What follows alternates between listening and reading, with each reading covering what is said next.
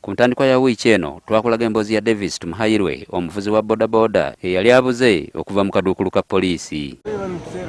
Oluvannyuma omulambo gwe gwazuulibwa nga gusuuliddwa mu Gampanga mu kibuga Fort Portal. Poliisi omulambo gw'ono yagutwala mu ddwaliro ekkulu e Fort Portal okwongera okwekebejjebwa, oluvannyuma ne guwaayo eri ab'eŋŋanda okuguziika.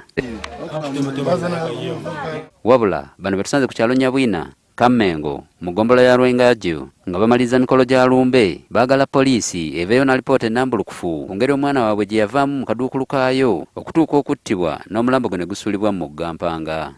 Bakamukwata, bamazire kumukwata, omuntu yaburra mu mikono yabo, obwire buhikire kukya kwika poliisi ngo omuntu tutumumanyire netonye nkyo obwire kuki tugenda ha poliisi kuserera omuntu no mu maizi bakabanza bahakana nguto tumanyire tutanko ko omuntu yagwire mu maizi. Poliisi tukagibaine tekarugireyo kakora statement omuntu akarugata mu nkomo kandi tekarugireyo nokusobora postmortem report eriyata tukagitungire information eyitubaire twina tugibahaire kandi mu nkomo batugamba ali mu muntu omu sofa bakwasire bakweta Alfred muvugo boda boda akaba omali yabo mu kikoba kino. Bano bagambye nti okuva enjegeno lwe yabaawo teri muntu yenna kuva mu poliisi yali abatuukiridde ku nsonga eno.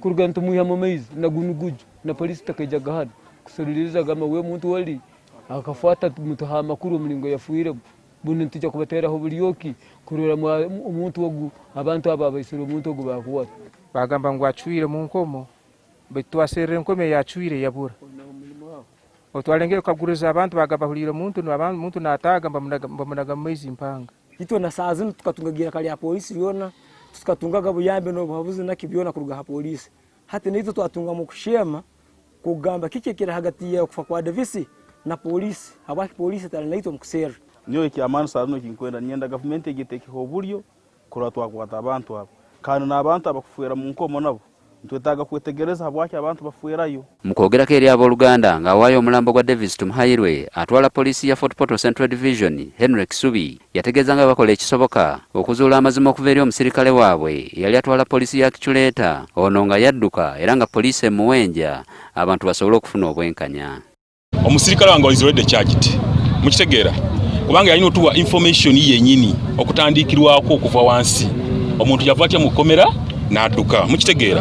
That's how we follow information.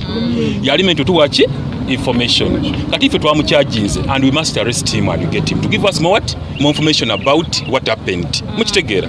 Kubanga tusobola kukwata muntu gwensanze ku mabbali. Sobola kukwata muntu yena aguddewo buguyo kitegeera. Naye gano omuntu abadde bamuterese.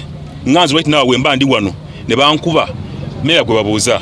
Davis Tumuhairwe nga yali muvuzi wa bodaboda ku stage ya Kibogo mu kibuga Fort Portal yali yasibibwa ku misango egigambibwa nti alina gwe yalwana naye n'atwalibwa ku poliisi eno ekiculeeta, wabula oluvannyuma omulambo gwe gwasangibwa mu Gampanga. David Bukenya, NTV Akawungeezi.